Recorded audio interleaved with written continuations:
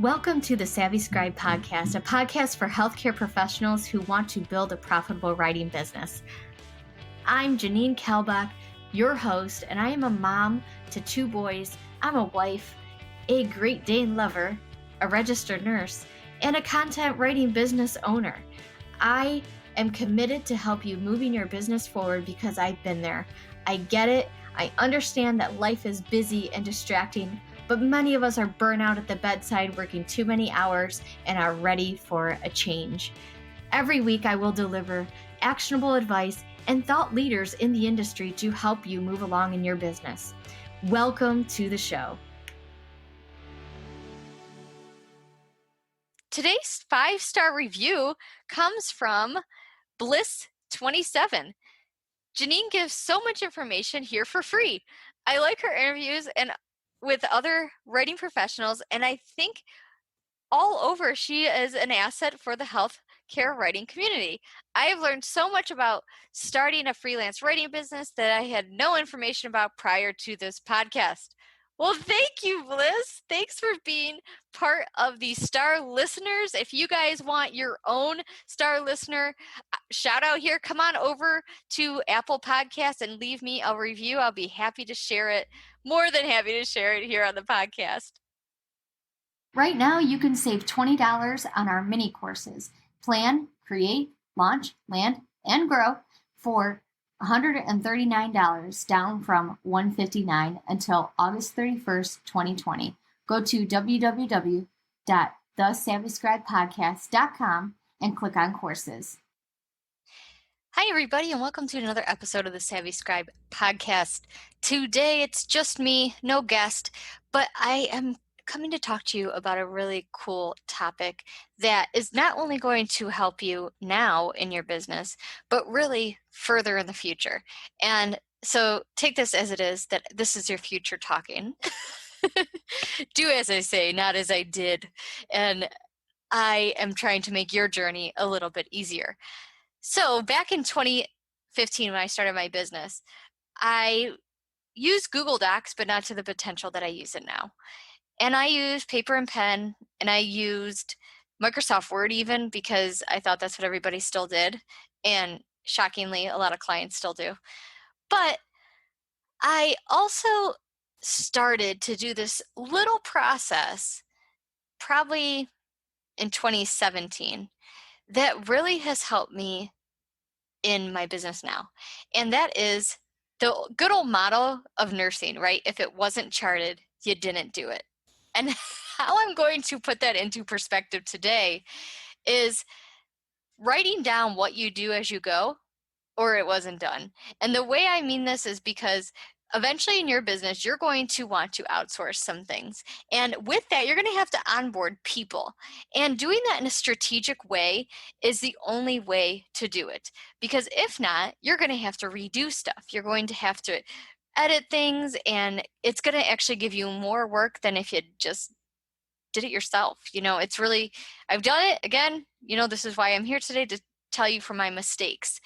So jumping into this process, writing down what you do as you go. What do I even mean?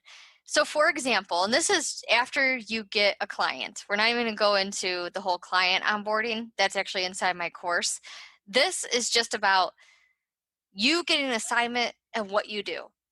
And, you know, why would I even talk about this? Like, one day, are you just going to outsource all your writing, even though you're a writer? I don't know, you might, but you might actually use this in the future to just make sure you have a checklist every time you go. And what I'm going to go into is definitely modifiable. You do what you want with it. So, for example, you get an assignment, right? Some client tells you this assignment is due. Congrats, your pitch is, accepted, or we don't take pitches. This is the assignment you got, and you're gonna write it down, right? You're gonna write it down somewhere. Put it in your calendar. And I'm going to use Google for this exercise because this is what I use and this is what works well for me when it comes to client work. So put it in your Google Calendar. Make a new type of calendar for your assignments only. This is really helpful because it will tell you when deadlines are coming up. You can also use a tool that I love called Trello and actually put in there your dates when things are coming due, and it'll put it on your Google Calendar for you.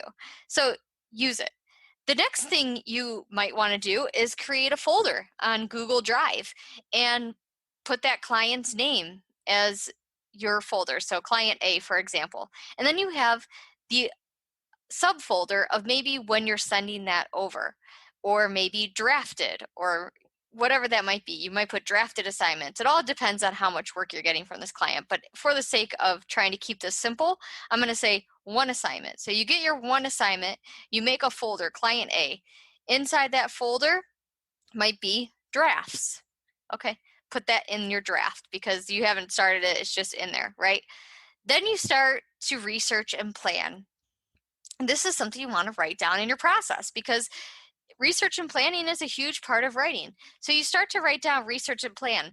Now, what I want you to think about trying to make this a little more deeper is what you're actually doing in the research. Yeah, I know you're researching, but what does that entail?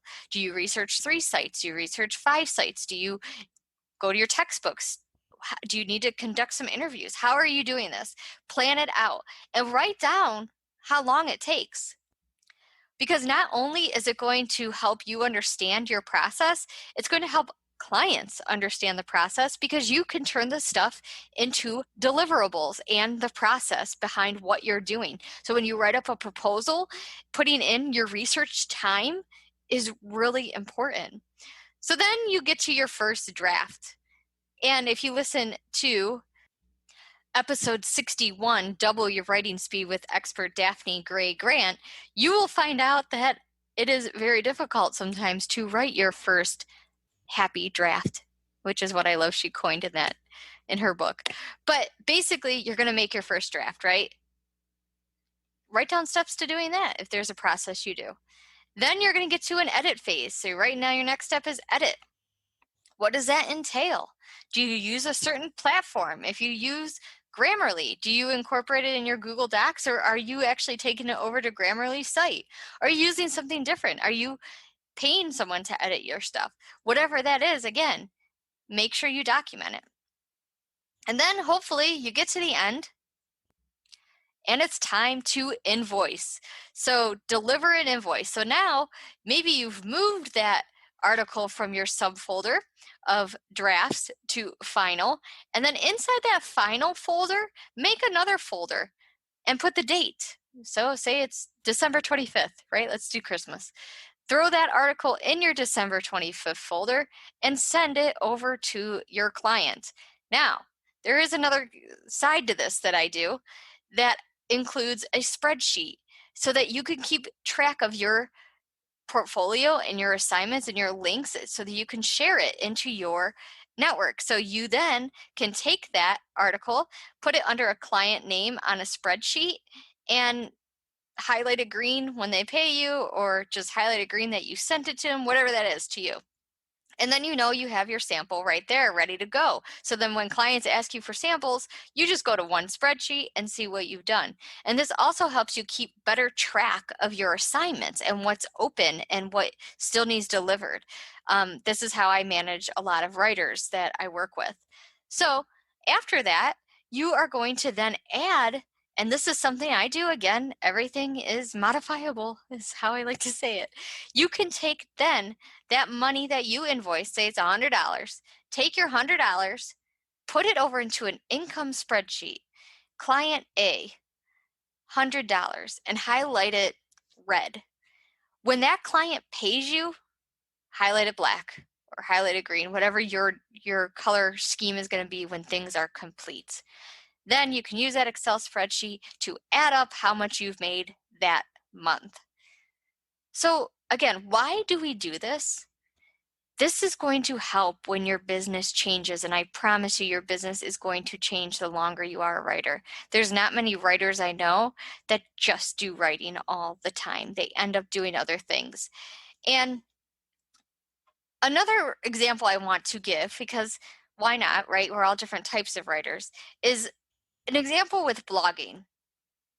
So This is going to help you because later on, you might want to offer blogging services to a client and not just the writing services. So an example might be, first, again, we're going to make a folder on Google Drive to just keep our stuff organized. The next thing you might want to do is some topic generation. Start thinking of different topics. And we'll just say this is your blog right now. So say you're a nurse and you want to write a blog about, I don't know, cardiopulmonary disease. And you start to do subtopics about that. And then you want to do some research. So now you have each topic. You want to maybe do some topic buckets, for example. You could do 3 different areas that you really want to focus on in your blog. And then all the different types of titles that you want to work with. Take that title, move it into a new Google Doc, and you are in a research phase again now. Again, you're going to write down everything you do for research. Are there some articles you like to base some of your thought process out of? Are there certain sites that you really like? This is all part of the research phase. Then the draft again. You're going to write your happy first draft and then format it. Okay, so this is where it's a little bit different than when you do an assignment for a client. Formatting is a big deal. If you've never done WordPress or Squarespace or wherever you're hosting a blog, it's time consuming at times because you want to start making it readable to the audience. You're going to have to start using headline generators. You're going to have to start using H1, H2, bullets, lists, white space, images, alt text, meta tags. And I'm not trying to scare you here out of blogging. Blogging is a very simple thing to do if you have a checklist. So get a checklist, make a checklist. The next thing, within the blog, you're going to want to have some images. Okay, so you have to go look for images, right? There are a couple places I like, Pixabay, Pixabay.com, and Unsplash, Unsplash, like you're jumping in a pool.com. Those are two places that I like, and you could download those images for free. It's stock imagery. The next thing you can do is add the blog to a platform. So if you have some sort of place where your blog hangs out, you want to add it into the queue for scheduled content instead of just drafts. If you start just drafting everything, you may not go back and actually push it out. So schedule it to go out. And then you want to look at maybe some social stuff. Make sure your social accounts are set up to make sure that your blog is going to be shared. And then add that to your content calendar. Again, do a spreadsheet so you have what articles you've posted. It's an easy look rather than going back on your blog and trailing through what you've already published. In the future, you are going to want to outsource as your business grows. Like I said, in this blogging stuff, some people are like, heck no, I am never, ever going to do that. I don't want to ever learn SEO. I don't want to ever learn meta tag or whatever the heck you just said, Janine. I don't want to learn any of that. And that's fine. It's your business. And that's what's so cool. You get to do what you want. So until next time, my friends, remember, if it wasn't charted, you didn't do it. Take care and go get your right on. This episode is brought to you by my very own course, Plan, Create, Launch, Land, and Grow Your Health Writing Business. Inside this course, you will find the complete roadmap from knowing nothing about freelance writing to launching your very own profitable health writing business. With 45 plus lessons and an opportunity to earn CEUs, why wouldn't you try it out to escape that bedside burnout? If you want to start a new PRN job instead of picking up more and more hours extra at the bedside job, join me and plenty of other nurses by going to www.thesavvyscribepodcast.com and click on courses. That's a wrap for today's episode of The Savvy Scribe. Thank you so much for listening.